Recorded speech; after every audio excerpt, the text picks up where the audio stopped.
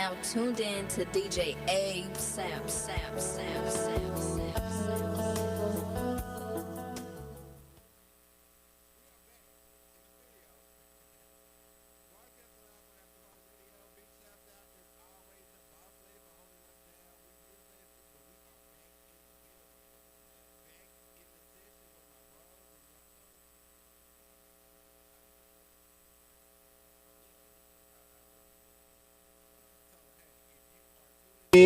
Make sure you share the live. Share. If you're not following, make sure you follow Real Gents Real Talk. Make sure you are following the After Party Radio. We back in the studio again. So as always, how is everyone doing? Great. Awesome. That's good. Yes, I'm good. I've been on a cruise. I am You been doing your shit. and ready to go. I feel good this week. So. Period. Chris, I feel blessed. welcome back. I know I'm back. He made it back. I gotta go. I got the golden ticket Yeah. again. Oh my Called god! Welcome back. I'm so honored. Oh gosh, Welcome golly. back. We got such a good response from you being here last time, so we had to have you come back and join us again, especially with the topic that we're talking about today. But before we get to that, I ask this question every week. Mentally, how is everyone doing? Neiman? I just told y'all I'm good. Okay. Everything is gravy right now. I can't complain too Okay. much. Chris? Good. I'm good. I mean, can't complain about anything. Everything's, the boat is floating. Chris? In the words of Monica, I'm still standing. There you go. No, like for real. Like seriously. And you know what's so crazy is, so the last couple of weeks I've really been traveling, and I've always been the person that had to be with somebody. Like I never wanted to do anything alone, and like it is so refreshing to just go and not have to worry about nothing or nobody else and move at your own pace, do what you want to do, and don't got to ask no questions, ain't got to not do this because they don't want to do this. Right. Like it was so refreshing. Even though I didn't really get no rest because I was scared to oversleep and miss my flight, but it was just the fact of just being able to do what I wanted to do in my own space and just really enjoy just my own personal time. That's what's up. It was definitely well needed. And then on top of all that, you ended out when you came back home. You did a pageant. Man, Yes. say. Was you You did a nervous? whole pageant. And you know what's so y'all. crazy? Because people don't know this. So, Dupree came from my first gay family, of course, born in Little Rock, and that is what Dupree is a pageant family. Yeah. Right. So that was my first introduction to the scene. So I didn't know nothing about MCing, nothing about DJing, nothing about none of the club stuff. It was pageantry. And so when I moved here, I steered away from it. So it was just kind of like, you know what? It's time to pop out. You popped your and shit. so, hey, I did my big one, and it was a good I heard experience. they would fight like a motherfucker. They be. Man, say. That's what I hear. I missed most of it because I was in the dressing room. But, yeah, they Neiman called it all You of did. it, though. Wait, they was fighting at the pageant like they fight at the ball. Yeah. Baby, it was glue, And it's the wigs, same and heels situation. everywhere. And it was the same situation. It wasn't nobody that was a part of the pageantry Oh, system. damn. It was, Just It was keep it up. it was the Yeah. spectators. it's always the It's spectators. always the spectators. Always. So big shouts out to our brothers. Dior is on his way back Dior with in his town. shoes. So we're praying for safe travels for travels for him. him, yes. Also, Trey is Trey. always work, don't Always stop. working. So we always keeping him lifted as well because he's on and off airplanes. So yeah, we miss y'all. We look forward to seeing y'all soon. I know Dior is on his way back now. So he may or may not make it. If not, we gonna hold it down. already. Got to POP. hold it down. We all we got. So what's the topic is about? So Neiman, what is the topic? What we talking about so today? this topic this month, we be diving into a lot of things. We do. We always talk about our mental health before Yes, the we show, do. but we have never sat down and discussed mental health. So today the topic is the silent struggle, and this is pretty much just dealing with depression, the loneliness, and the way of holding it all, ourselves. Like, Right. who checks on us? Who checks Exactly. on, do us as fellas check on each other? Do we feel like it's only okay to check on women? Because everybody always wondering if a woman okay or is how she feeling. But you don't just normally see that. Like, hey, man, how you doing? You good? So just us by coming here every week and you just saying that's something that was not normal at first. I didn't give it that mental check every week. So it actually makes me check out and check back in. Like, how am I really doing mentally? And so I just want this to be a space for us to discuss that. And, you know, Chris is really good with that. You know, So speaking of the topic, so this puts us in a month of. Yeah. So actually, like, it's so funny you brought that up, Neiman, because this month is actually National Depression and Mental Health Screening Month. So basically what it is that it's a movement that happens all across the U.S. to where organizations, folk, mental health providers, clinicians, and people who do social services focused work are really talking about what does it mean to amp up our outreach to get people into mental health screening, because people of vulnerable communities, primarily BIPOC, Black, Indigenous, queer people, folks of color, we deal with so much systemic trauma and so many issues that impact the way we think, the way we think about the world, and most importantly, how we feel about ourselves, that we end up acting in certain ways that are not truly who we are, and that shouldn't define us, but we let those things define us. So this month is about creating systems of support so people can feel empowered to go to talk to somebody, to see how they doing, you know, to receive a clinical diagnosis if that is the case, or just to get some help in the event that you need it, or to learn some skills and strategies that you can practice when you're having a bad day. Well, I mean, in this, I'm sorry. No, go ahead. I just feel like in our culture, we're taught and raised to hide our feelings and to not speak how we feel, and that comes with doing that. It can lead to depression and to suicide and all other things that I feel like Black men, you know, should go talk to somebody. I mean, I went through anger management, I went through therapy and all that counseling. I did all of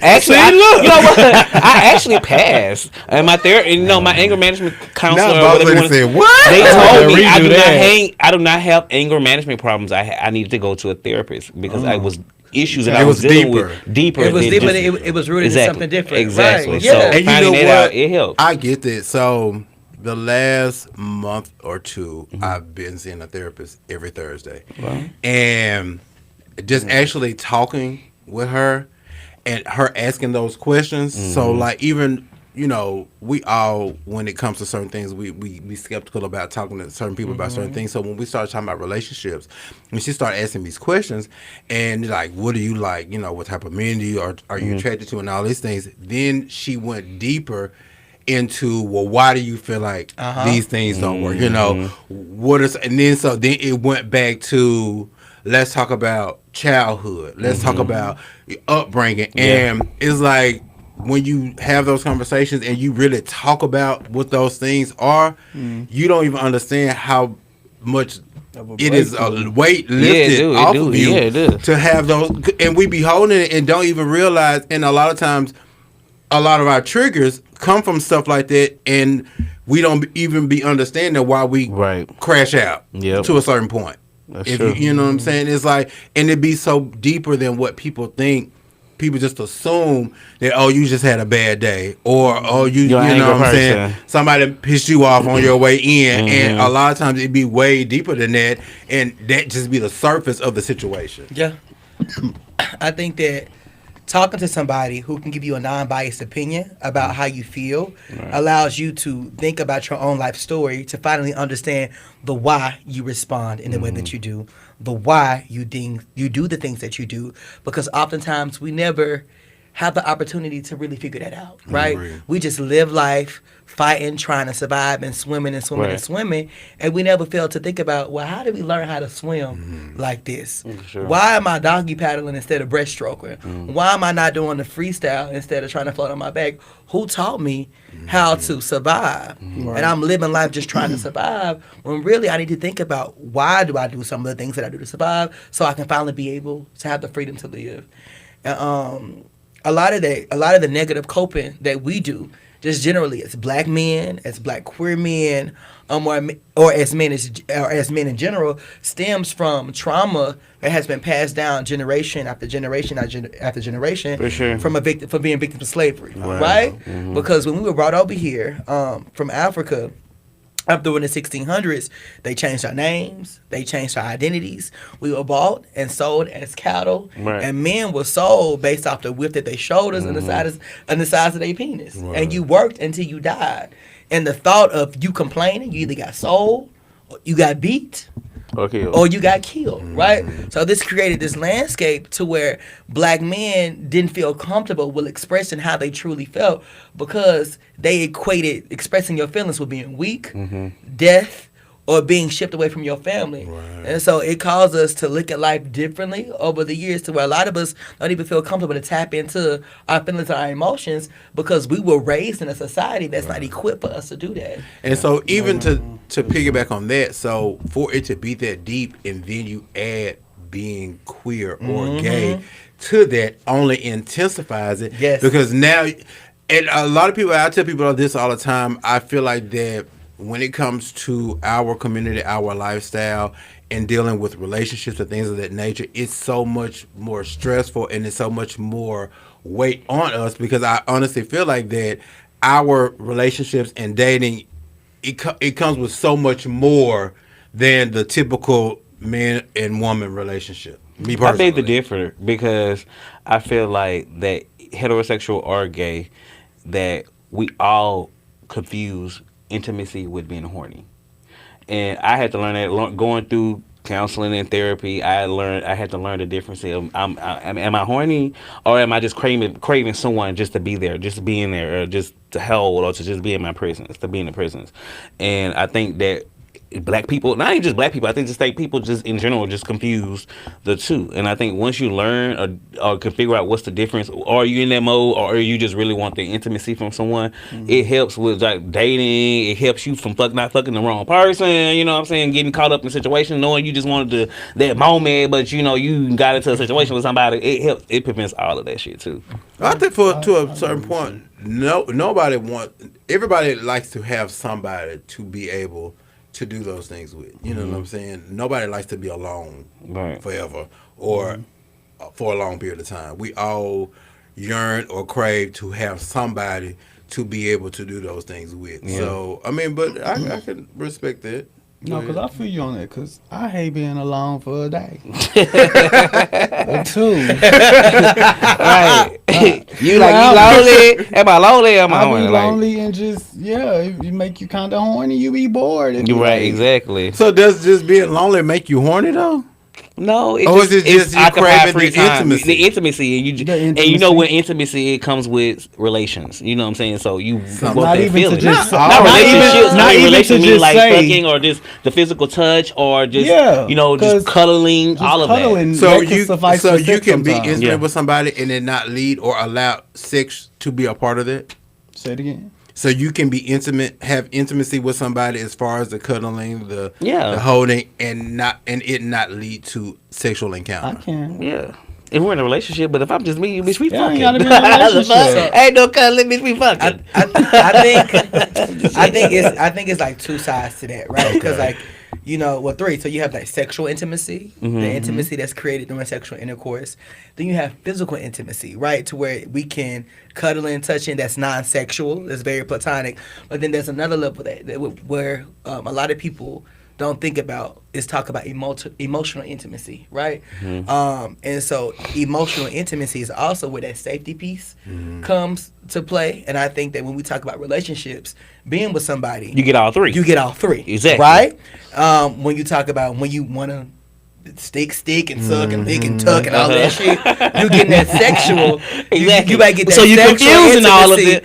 or you might get that physical intimacy, but I think that it's important to know who you are and what you desire and what your triggers are like in that moment. Like Neiman said, like he is someone that I don't like being by myself. When I'm by myself, I get a little bored and I get a little horny too. Me, I enjoy being the fuck alone because I'm with people all day at work. Like I would rather be emotionally intimate with someone than having someone just here laid up with me.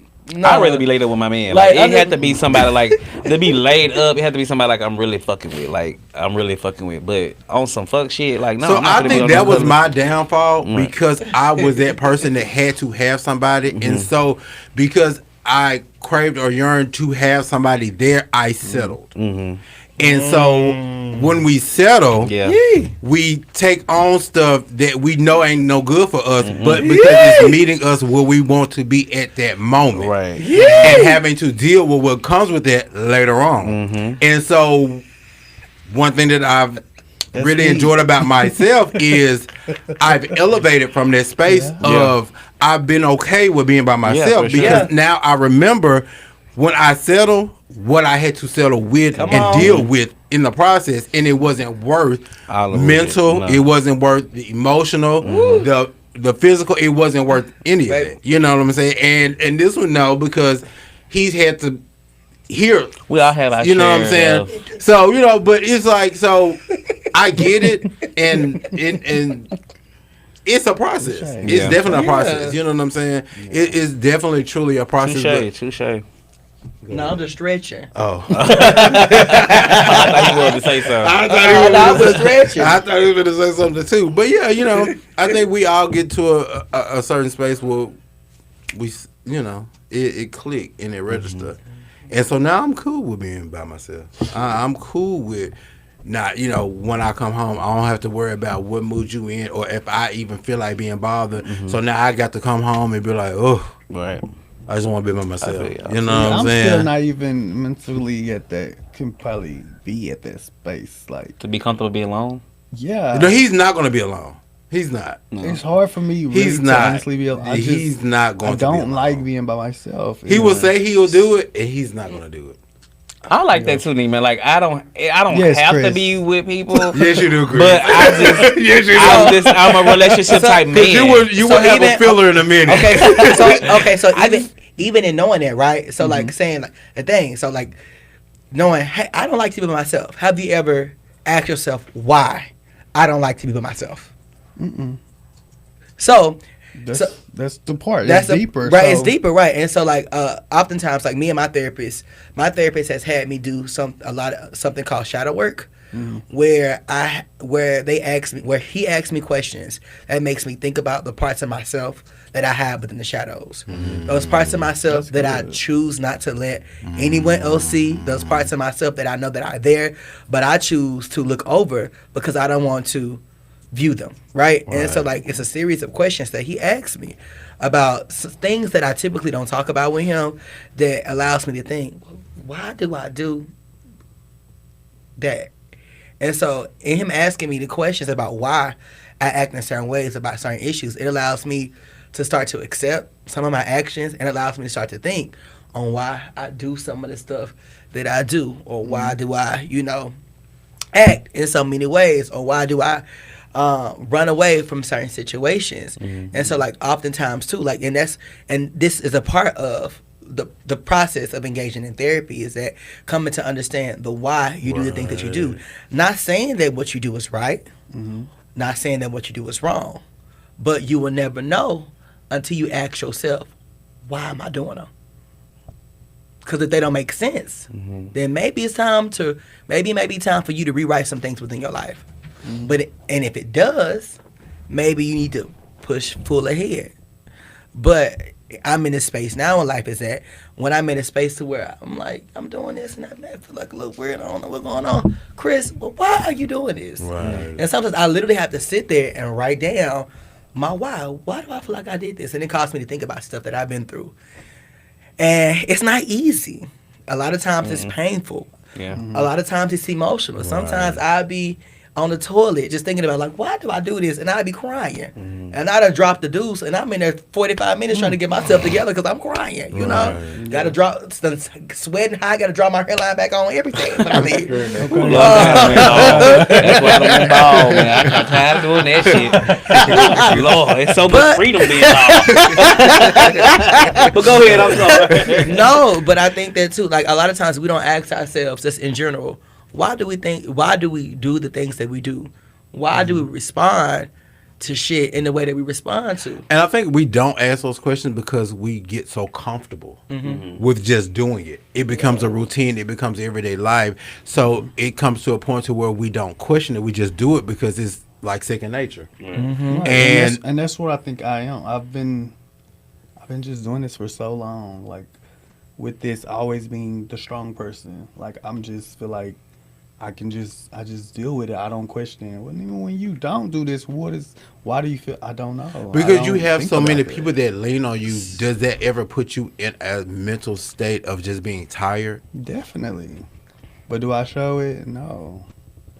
It definitely weighs on me at times. So do you ever worry about getting to that point to where you break? Yeah.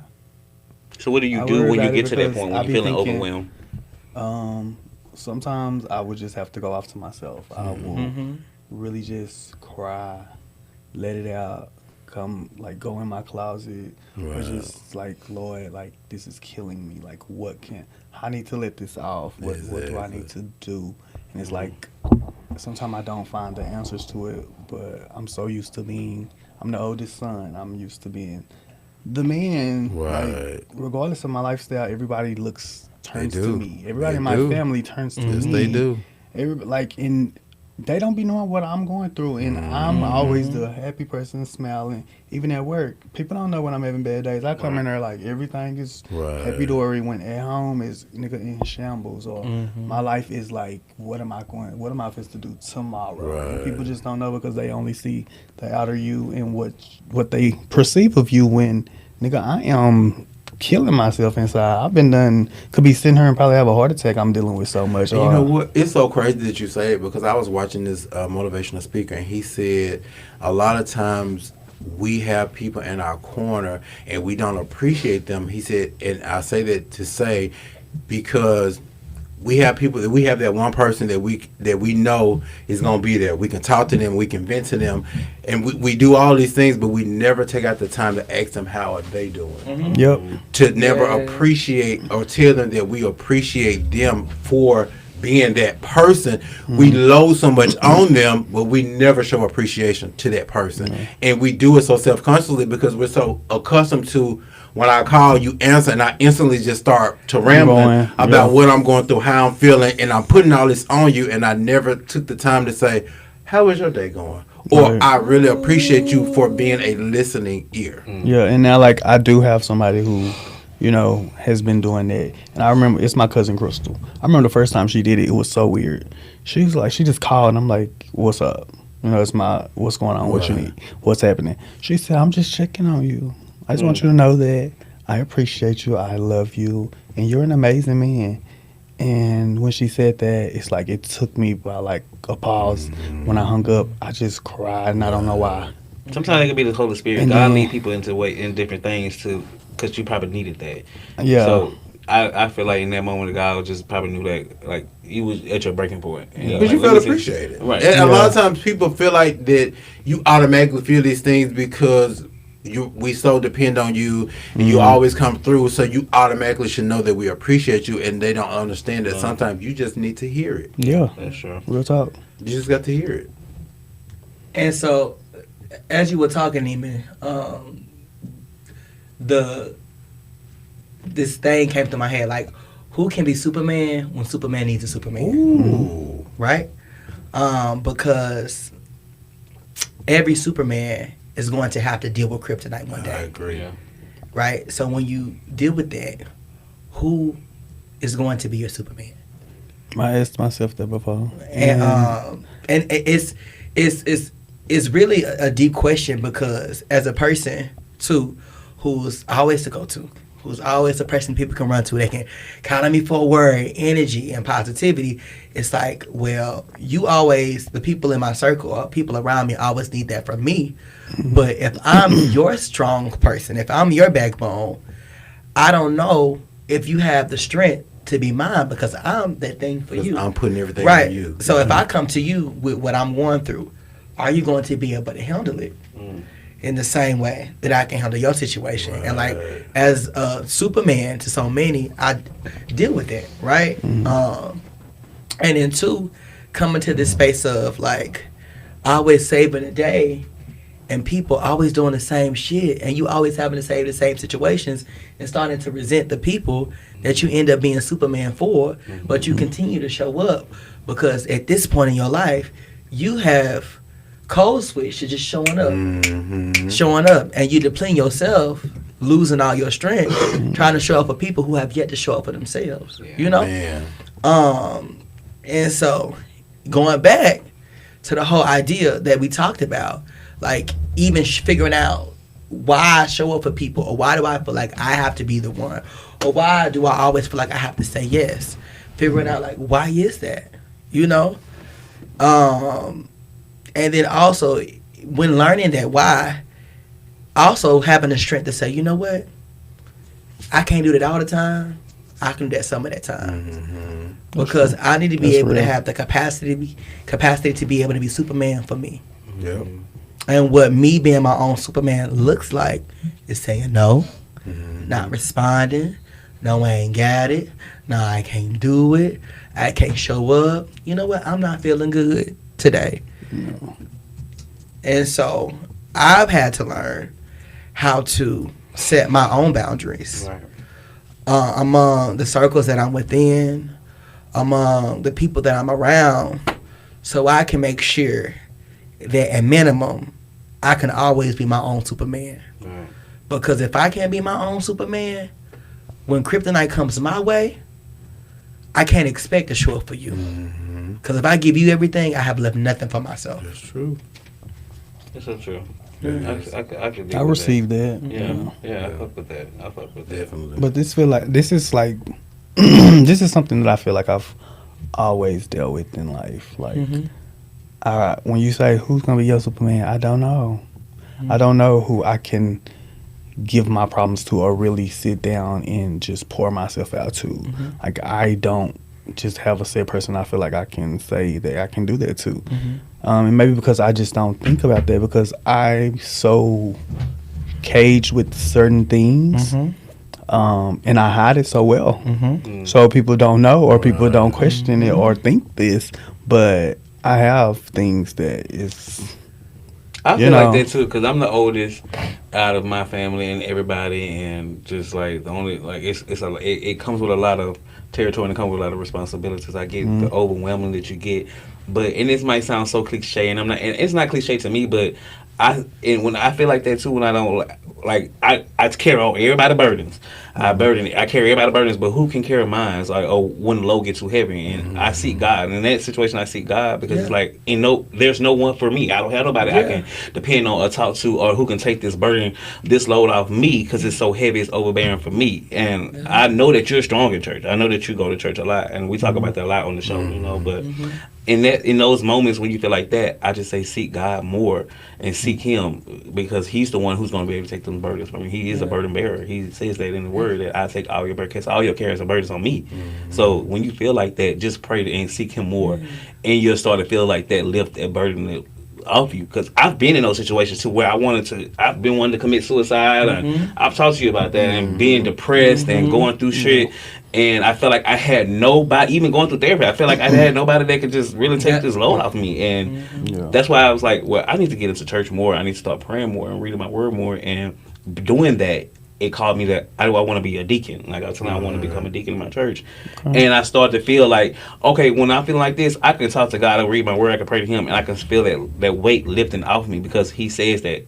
And they say God won't give you more than you can bear. That's a lie. He will give you so much that you cannot bear for you to get on your knees to seek Him, for Him to take that burden off you. So that's my point of view on that. I appreciate that. That's good. Like I ain't gonna lie, like, cause I'm, like I said, like you said, I'm really big in church. But sometimes the devil can get in your mind too, and it'll test your faith.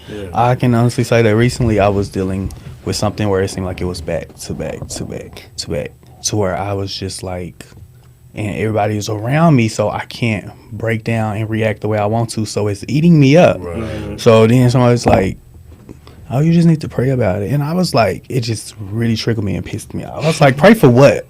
I'm not for what? Like, and it was like I was the devil playing in my head, like, and I had to really chill, get myself back together, and just woosah, because it was like that just triggered me and really made me mad. And it's like, I didn't want to, I believe in God. I know I needed to pray, but at that moment, I just felt that's not what I wanted to hear, when it's probably what I needed to hear. I think we all get to that space at a certain point in time in our life that we just don't feel like that is the answer. You know what I'm saying? Even though we know it is, or even though we've been taught that it is, I think what we're looking for, we don't believe it is. You know what I'm saying? And it's not that we don't believe, it's not that we don't trust, but sometimes you just don't want to hear that. Like, that's not the answer. You know what I'm saying? Because I honestly feel like a lot of times people use it as a tactic to respond, and that may not be what I need. Right. You know what I'm saying? Like,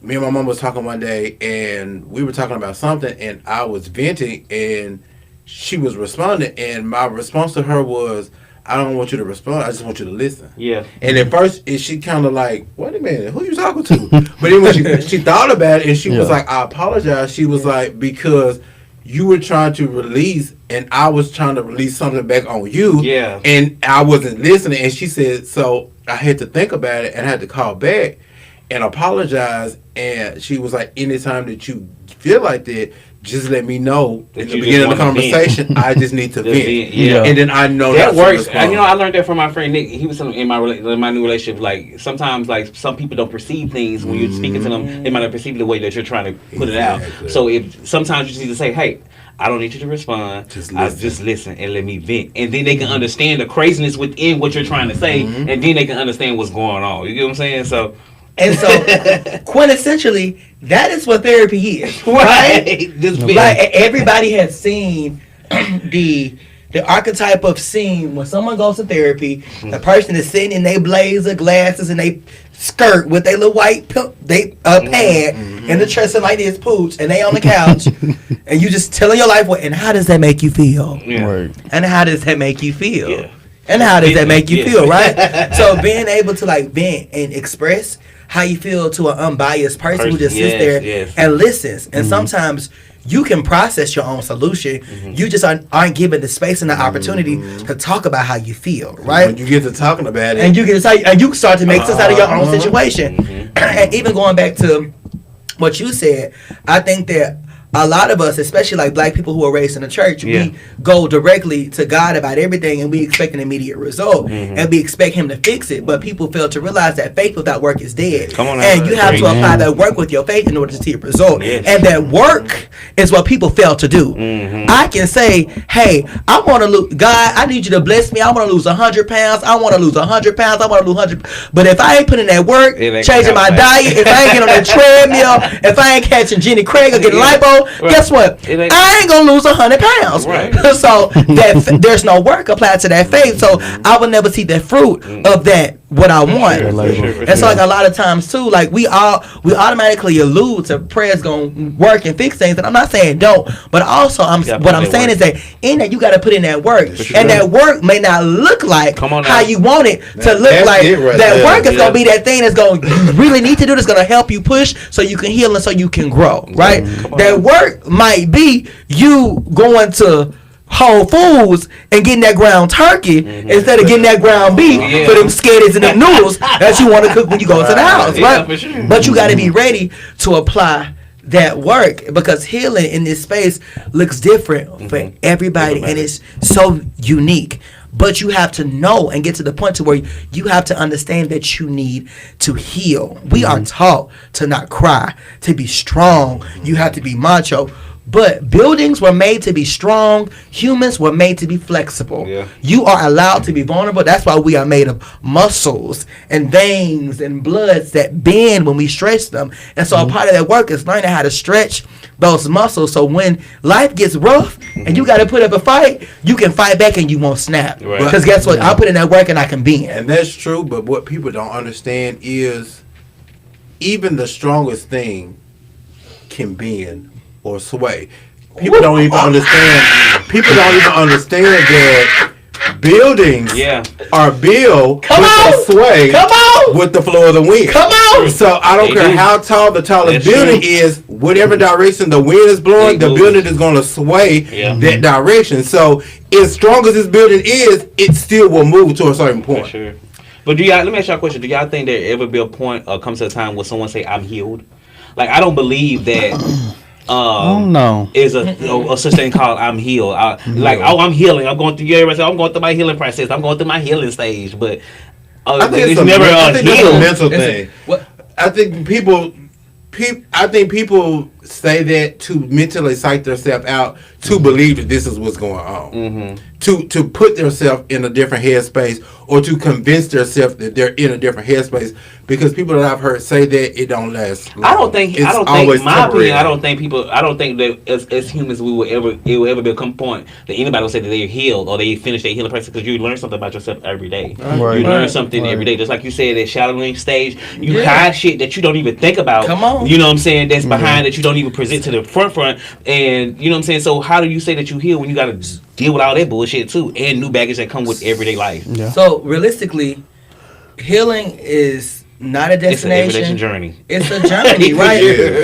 Healing is a process, right? You just don't wake up one day and say, I'm healed, unless you one of the miracles in the Bible, right? Amen. You know, because he died and he rose on the third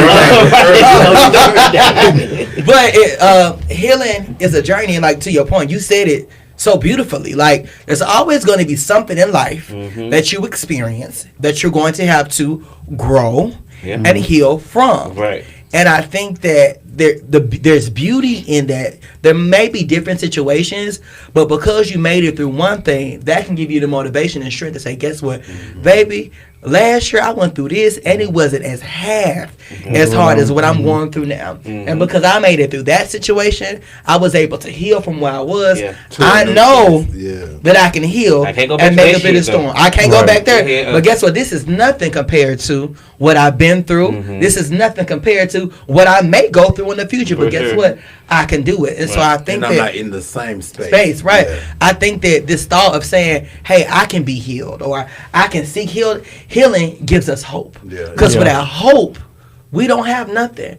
So understanding that, like, healing, for some people, healing might be a destination. And whatever you have to tell yourself in that moment to create hope is whatever you need to tell yourself. Because I'm not going to tell you not to say that if that's what's giving you life. For sure. But also know that in you reaching your destination of being healed, you're going through a process of finding whatever your healing looks like for you, right? And redefining that as you experience new things and as you go through life. And for me, I don't think I started to attempt to try to heal until like this point in my life when I was grown.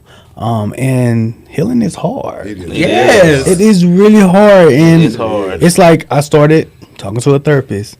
And every session, regardless what we talk about, I'm in there crying. I don't even cry in front of people like that, but it's like I'm steady crying. And it's like I was going and she was consistent and wanted me to keep going.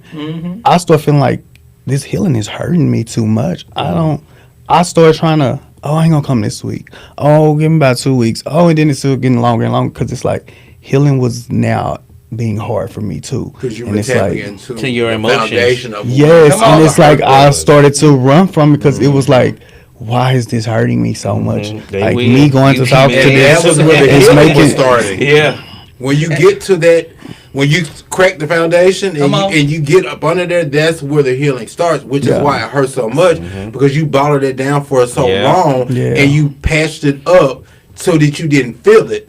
So when you get to the surface of it and you felt like that and you was crying profusely, it was because you were starting the process. And I don't like that. And I know it's not going to be pretty. It's but not. Taking me back to that time frame in my life, or taking me back to that, it does something to me, and it's something that I have not yet felt to have the strength to do it. You know what it's doing, Eamon?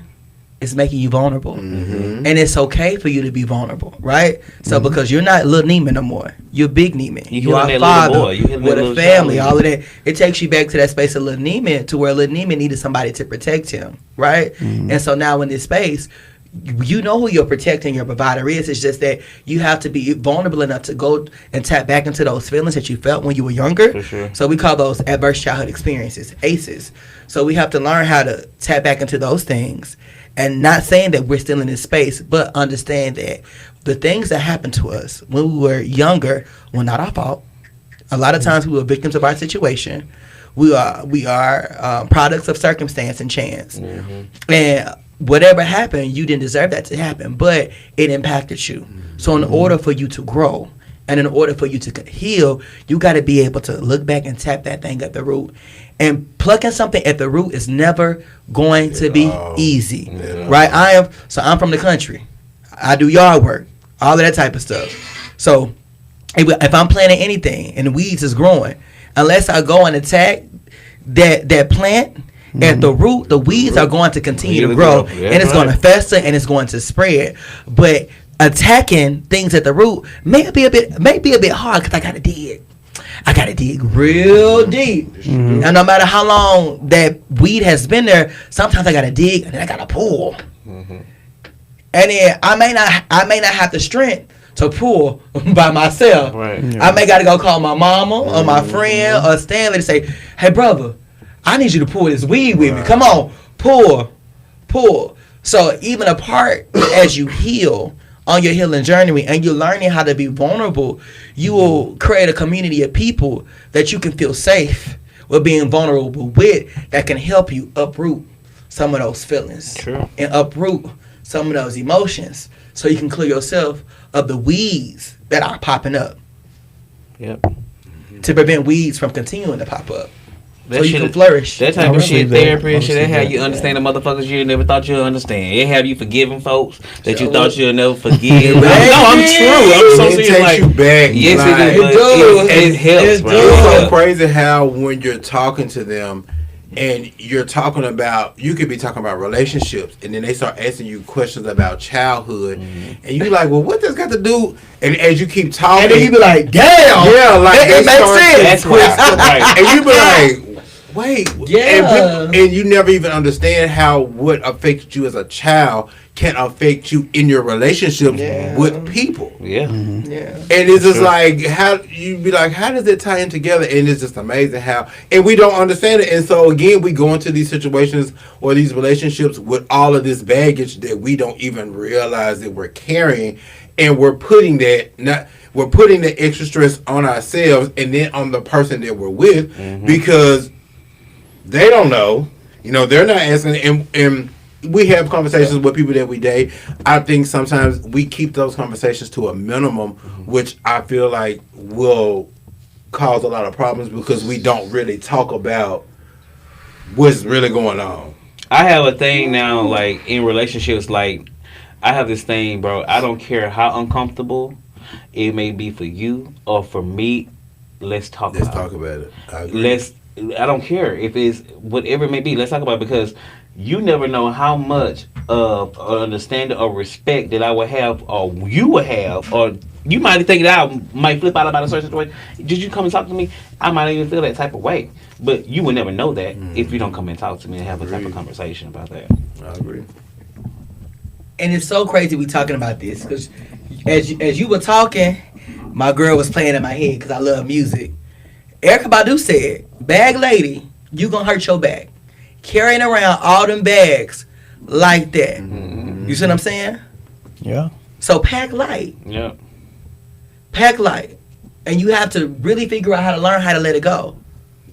Because if anybody ever told you all that you hold on to, all that you hold on to. So I think that life, as we live life, and because we are humans, we're going to go through experiences that's going to allow us to carry things. It was this one lady, we was at a conference, mind you, Juneteenth, the conference that we had. And it was one of the ladies there, and she gave me an analogy, and I was like, oh, it fucked me up. She had a wagon. She said, okay, you carrying around your wagon, right? And so I want you to carry around a wagon with you. Every time someone has something negative to say about you that you didn't believe, or something that you couldn't sit with, I'm going to throw a rock. You couldn't be nothing. A rock. Keep dragging it. You're ugly. Throw a rock. You're dumb. Throw a rock.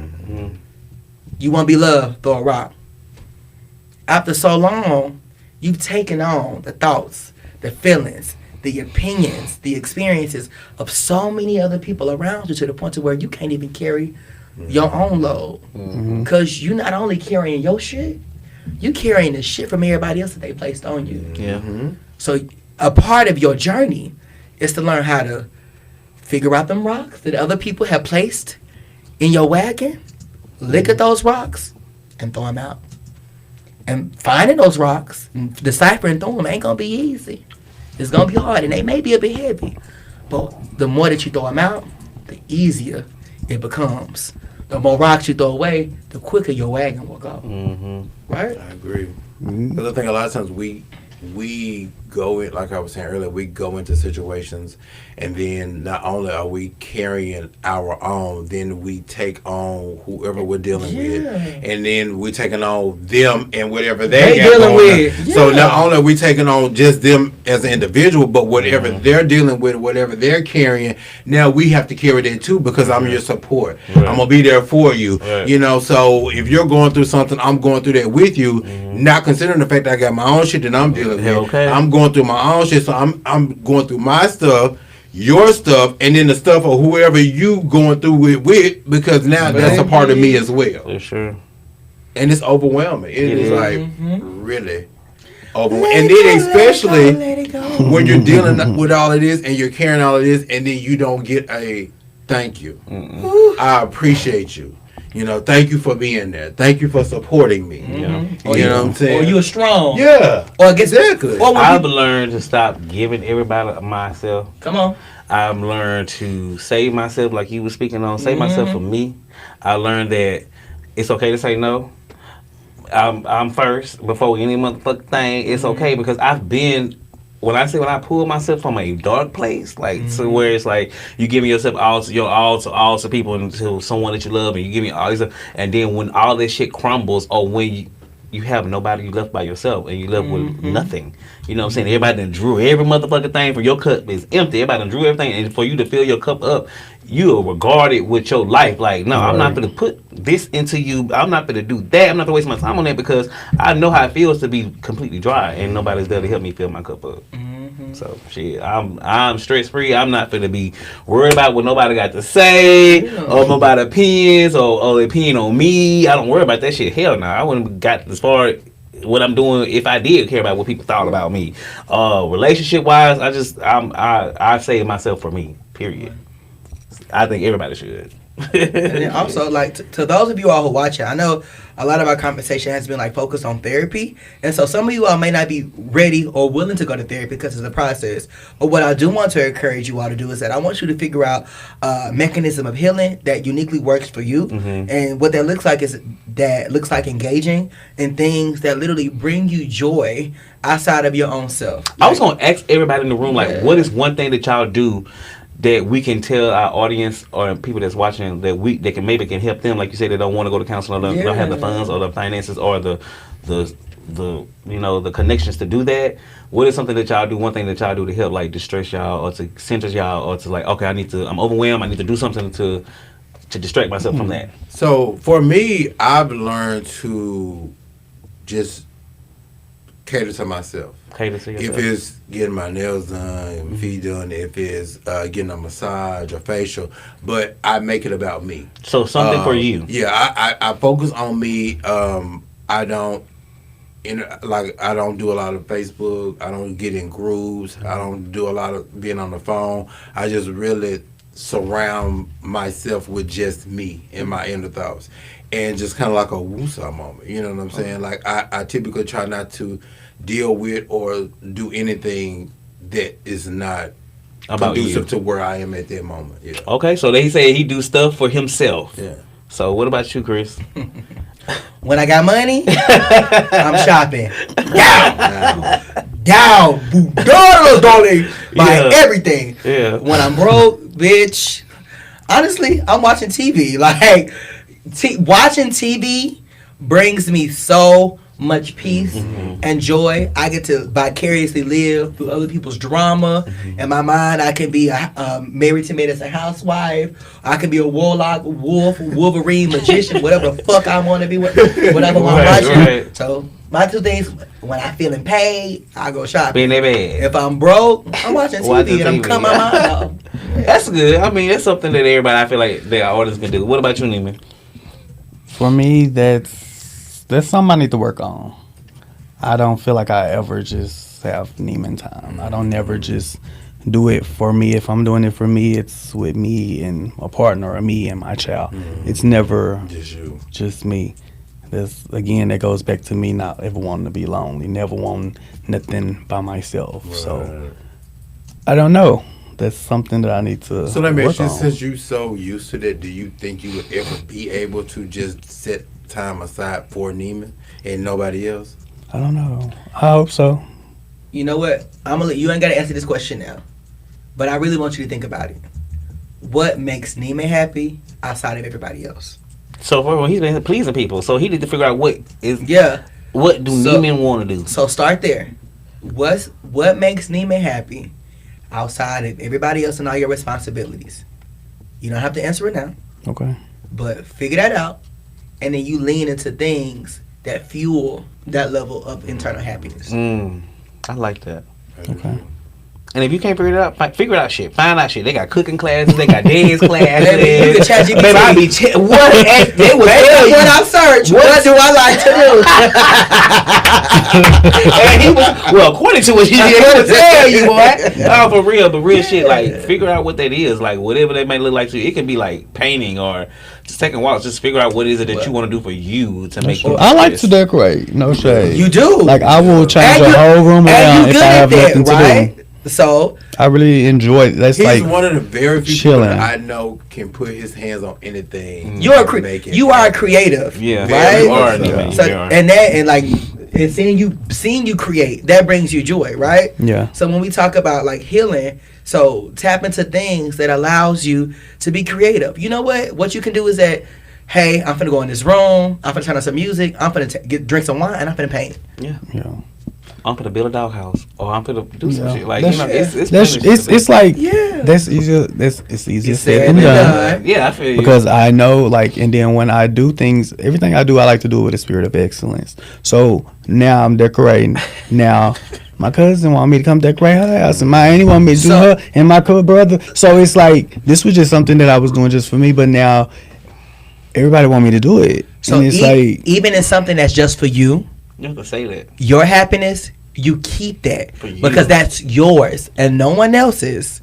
So you have to prioritize that and you have to silo it in because that's your happy space. And historically, you bringing people into your happy space makes the space unhappy for you because then it turns from what's happiness into work, right? It's okay to be selfish. Yeah, it's okay. It's okay to be Yeah. selfish. I learned it is okay to be selfish to a certain extent. Like, and I ain't talking about being selfish so you just being mean as fuck. You know what I'm saying? But it's okay Yeah. to be selfish to save for your inner peace. Because, like, you giving everybody all of you, like, Neiman, like, yeah. who is going to, like... Cause I used to like baking. I used to love to bake, Now but everybody want to put it in order. everybody wanted something, and everybody wanted me to bake this. Everybody wanted to cook, so I got burnt out where I don't even just at home even just make cookies no more. I just don't feel it like I And used he's to. so particular. Like if he bake cookies 5 minutes over the time that he typically bakes them, he will not give them to nobody. He will start over. Yeah. And he's very, very much so there. Okay, well, maybe tap into your creative bag, figure out something that's going to bring you joy and happiness, and you don't share that with nobody but you. Don't post take about that. it. Don't tell nobody it. It's yours and yours only, and that's that thing that you keep sacred. That's the thing that you cherish because that's yours. Because that's that thing that's going to help you navigate when it gets tough. That's that thing that's going to help you find your release. That's that thing that's going to help you find your peace. And so you need to create that thing that's your own. But in that, you can't tell nobody what it is. Because when you tell them, they're going to want you to do it because you're going to be good at it. Right. Tiffany McKnight, Capri said you won't because you feel like it'd be selfish. Who's Tiffany McKnight? Symphony, my Oh, girl. it's, yeah. It's- Right, I Symphony, will thank feel you like for it's being tuning in. self. I feel you, Symphony, Sonya said but that's good. You got to be selfish. You need to. It's okay to be selfish. Yeah, it is. It is. Your healing needs to be selfish. Hell yeah. Yeah, I can agree with you on that. Chris. Your healing is not selfless. Because your healing is about who? You. me. So be selfish when it comes to you Yeah, for real. and your healing process. For real. Well, I feel like it was a good conversation. I mean, it ain't being that hype as it been because we talking about serious shit. But you know, what this I'm is saying? a But very yeah, serious it's matter, positive. and sometimes we have to, we have to have those uncomfortable situations, and every topic is not going to be a star topic or something that gets everybody read up. But these are conversations that we have to have, because if we don't have these conversations as gay black men, who will have them for us? Exactly. And a lot of times, when we have these conversations, we don't know who's dealing with or going through that need to hear this. I think everybody need to go to counseling. That'll stop all the fighting in the ballrooms. I think people might be mad at each other all the time. But this is one thing I will say. I do want to do this. I do want to challenge everybody for this, especially for the people that are watching. Find that one strong person that you go to, and you can rely on, and just tell them how much you appreciate them. I love that. I like that. Really simple, Yeah, and if you got more than one, that's great. Yeah. But find that one person that you can really rely on, that one person that is a listening ear, that one person that is always there to support and root you on, and just tell them how much you appreciate them. Because we just don't understand how much of a difference it makes in our lives. I mean, like, I can honestly say I've been wanting to give up on a lot for a long time, and it seems like every time I get to that point, God always sends somebody to me that tells me, I commend you on what you're doing. It just happened this past weekend, Sunday. I went to that boat thing and didn't know who the promoter was. I was just going because I was invited. And when I got there, he came to me. He was like, "Oh my God, I am so honored to have you here." And I'm looking like, huh? And he was just like, "No, like, for real." He was like, "Do you know your name hold weight in the city?" And I don't look at it like that. I try to my best to support people. I'm there for people. I try to always move with integrity on anything that I do, but I don't look at myself in that manner. And so just for him to consistently and keep telling me how much he appreciated me for being there and how much of an honor it was, it really made me validate on who I am and what I do. And at a point to where I was just like, I'm just sick and tired of a lot of shit, and I just want to be done. I want to say fuck the club shit. I want to say fuck all of this shit and just sit at home and I do nothing. And I know people will be like, "You ain't gonna do it," and I probably won't to a certain point. But we all have that time. You know what I'm saying? When we get overwhelmed and we take on all of these things, and when you don't feel appreciated. Yeah. You know what I'm saying? And so it's just like people just don't understand that when they are encouraging or they give you that encouragement, what it can do for an individual. Because you don't know where people could be. Mentally, some people are exhausted and tired, and just to hear somebody say, "I appreciate you," could turn and make them do a 360. I feel you on that, man. It's very, very important. Especially in this day and age, in this economy that we're living in right now, we all have to support each other. Yeah. In every manner, because every time you turn around, there's something going on. You know what I'm saying? And we just never know what we're walking into. We never know, what could happen anywhere we're going, because, shit is happening to people left and right. You know what I'm saying? Yes, Lord. People being found in bayous, and you know what I'm saying? It's just like, and it seems like all of these people that are coming up, or all of these rest in peace posts that you're seeing, are young people. What? Like, extremely young people. It's so sad. It is so sad. It's so sad. And so, like, you just seeing people, you never know when you may or may not see them again. So it's always good to let people know how much you appreciate them, and if you value them, how much you value them, because you just never know what could happen. And we never want to be in a space to say, "I just seen this person last week and had the opportunity to say something and I didn't do it." Yeah. Ooh, that is the worst feeling in the world. It is. To be at odds with but somebody. But it's very common in this community, though. To be at odds with somebody that you knew where issue could have been resolved, that you knew that you loved, and then they hit it, and you don't have the opportunity or the time to resolve that conflict, and then having to live with that is a big. Yeah. Yes, it is. And, I couldn't imagine. And as somebody who is a Scorpio, who I am a harbinger of feeling like, it's a big feeling, And to that point, you have to tell people that you love them. Tell people that you appreciate them. Tell people that you value them. You are never too big to say I'm sorry. I agree. And sometimes you have to say I'm sorry even if you know you wasn't in the wrong. True. Because that's the bigger and biggest thing to do for a situation. Because if we can't fight for each other, who can we expect to fight for us? No, for real. We got to stick together For across sure. the board. We got to be each other's support system. We have to be each other's confidants. We have to be each other's connectors to peace. You know, we got to create the type of society or the type of utopia that we want to live in, and it starts with us first. But we can't do that until we start with me. Yeah, healing. Yeah. So Yeah. before we get out of here, I just want to ask everybody this one thing, and I'll let everybody answer accordingly. If there was one thing that you wanted to tell the people that are listening from our conversation today, what would that one thing be? From today, I would say don't be afraid to get help and to talk to people and let people know how you feel. It's okay. You know, we are all human. It's okay to be human.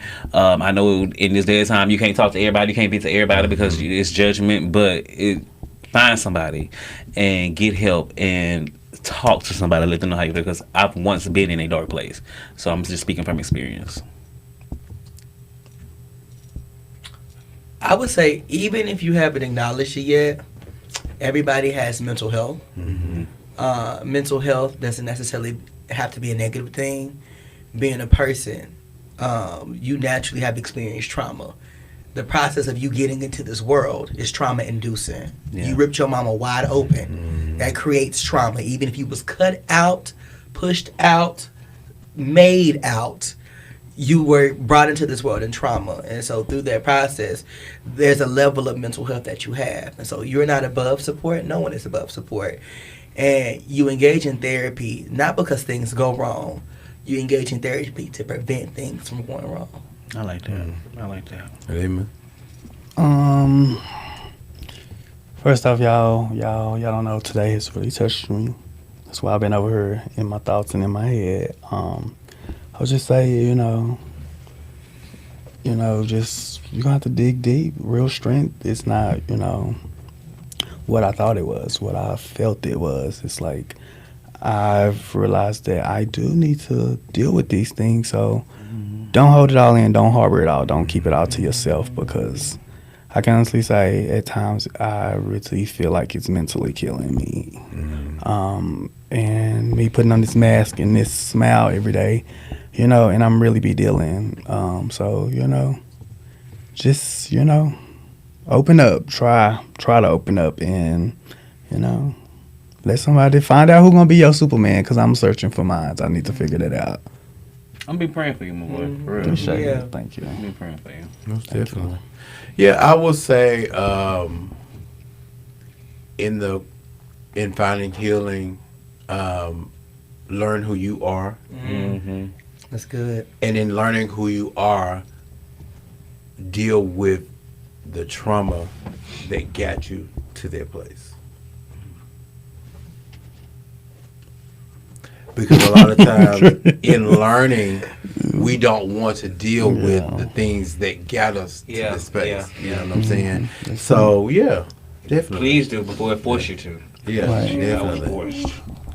I ain't even gonna lie, it was a forced situation. But So this has been a very, very sensitive and a very healing conversation. yes, First and foremost, thank you all for being open with who you are and a lot of things that you're dealing with and the growth, because I feel like we all have grown tremendously from spaces that we were in, for sure. which in return you get a different reaction because we're in a different space. But I think we also all can agree that we're still growing and we're still learning and we're still healing. Yeah. So, kind of to Chris's point, we never will completely heal.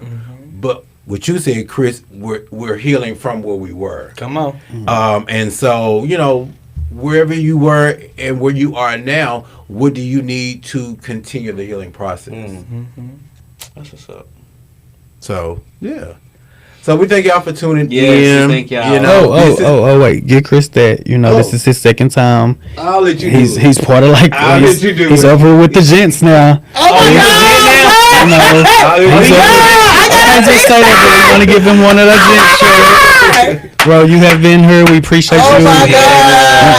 Whenever you asked it, you just pull up. Yes, So you know, bro, this is for you, and I know you gonna wear it. Yeah. Hey, you know what? Yeah, I just want to give you that. That's from us. Because he shows up. He does. Yeah, He son. does. You There's know, something we gotta talk yeah, about. we'll talk You about it. know, Yeah, but he Have to definitely get an extra shows up chair in and- here. and do You know, squeeze it on over. He It's definitely okay. We shows can up. make room. Yo, we He's appreciate even made you. a lasting impression with Boss Lady. So No, for real. Chris is you speaking on some real shit though. For real, Chris. yeah, no, and you know when I thought about you know just looking at some of the conversations that we have, and when we talk about transparency, I've been in spaces where Chris has spoken, and he's so transparent about everything. Yeah, yeah. You know, dealing with him from a personal level, you know, emotional level, spiritual level, and you don't really find that with a lot of black gay men. You know, that are transparent verbally. Yeah. About a lot of stuff. We've been on the panel before. Haven't we been on the panel before? Probably so. First time it on Minipet. Yeah. If you don't remember when we first was discussing bringing gents back, Uh-huh. I said, You Chris. did. Yes, you did. But I said he has so much going on. I don't know if he would have time. But And then the crazy part I just know about how it, he talk. when I reached out to him, it wasn't a second guess, it wasn't a question or let me see. He was like, yeah, brother, I can do it. Today. Huh. Today at work, he come telling me, Well, we he talking about, oh, I'm on at the podcast with you tonight. Oh. Okay.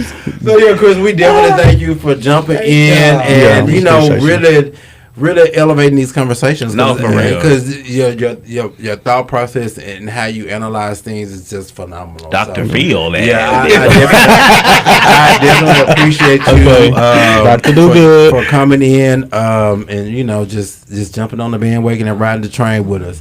So we thank y'all for tuning in. Y'all know this has not been a reading session or a laughing matter, but this is some real shit. Real shit that needs to be talked about. And if you look at our name, we talk about real shit. Real shit. Yeah. And these are one of those conversations. So we appreciate y'all for tuning in. Don't forget to like and share. If you're not Yes. following Real Gents Real Talk, make sure you do that on social media.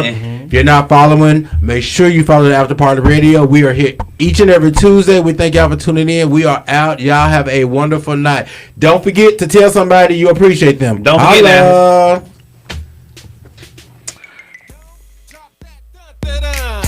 Don't drop that dun-dun-dun. Don't drop that dun-dun-dun. Don't drop that dun-dun-dun. Don't drop that dun-dun-dun. Don't drop that dun-dun-dun. Don't drop that dun-dun-dun. Don't drop that dun-dun-dun. Don't drop that dun-dun-dun. Don't drop that dun-dun-dun. Okay.